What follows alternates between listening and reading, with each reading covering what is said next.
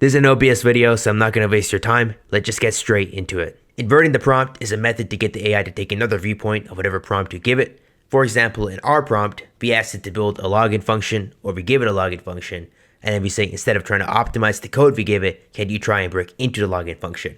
And because AIs are tunnel vision, instead of trying to fixate on one end of the spectrum, it's going to flip over to the other side and take that viewpoint instead, which could provide some valuable insight. Forcing constraints is another way to get higher quality output out of the AI. Just because you force it to get creative, by nature, AIs are very stagnated in their ways. They're usually going to give you a very default vanilla answer, and that isn't the best they can provide. By forcing constraints in some way, such as in our example of 15 lines or less, it's going to force it to get creative, and it might result usually in a higher output quality. One-shot prompting is a method to essentially get the AI to have an idea or a blueprint for your kind of code, so that everything it outputs after that is going to be in your style. As long as you put the code that you have at the top of the chat history and the AI has some sort of memory feature, it'll remember that code, and from every single output after that, it should be in your style. The bad, better, best method is another method to get the AI to output a higher quality code. What you're doing is you're forcing it to give its vanilla baseplate kind of a code, which is the bad method, and then force it to iterate over that once and then twice to get the best output. In my opinion, this is the best way to get the highest quality code the AI model can produce.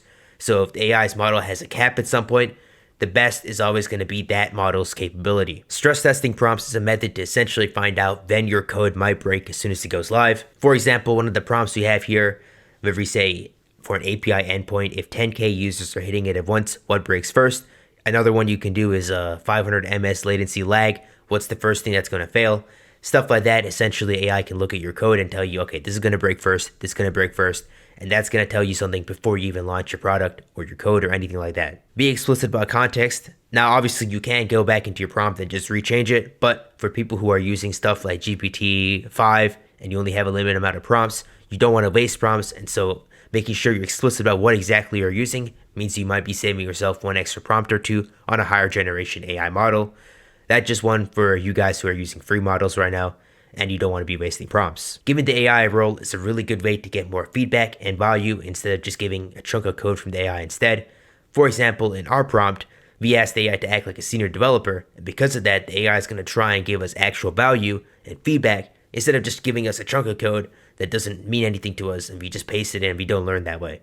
Another example is that you can also use the malicious hacker method, where you say, act as a malicious hacker, how do you see my code, and how might you try to get into that code? Going for sections at a time is important when it comes to AI prompting, because AIs only have a certain amount of quality it can produce, and if you give it too much context, it's going to kind of dilute that quality level. So because of that, if you only go for small sections at a time, the AI can focus on just one thing properly, and it's going to result in a higher quality overall. Telling the AI how to write code, while it does seem pretty obvious, can help either save some time, or it can give you a better quality, or it can help you learn faster.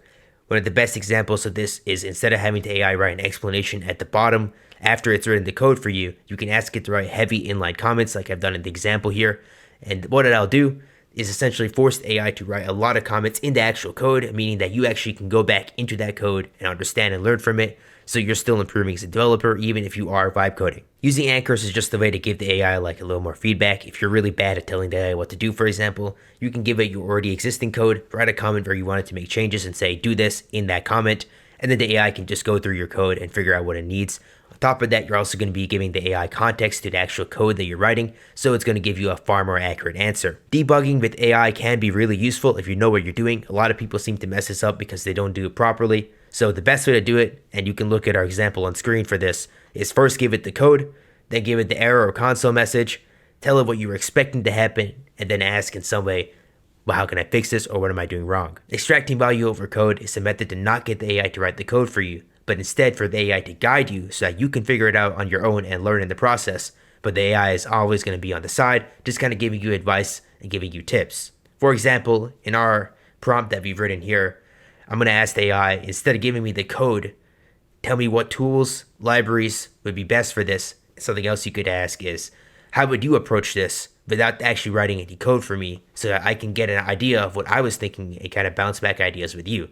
That way, you're still kind of running ideas with the AI, you're getting some feedback, but it's not writing the exact code for you, so you can still learn as a developer. One final take before you guys click off the video, because I really feel like it needs to be heard. If you are trying to learn as a developer and you're using these prompts to vibe code essentially, take it from experience. I've gone through a year of vibe coding. You do not learn while vibe coding. It does not work. It is a terrible method.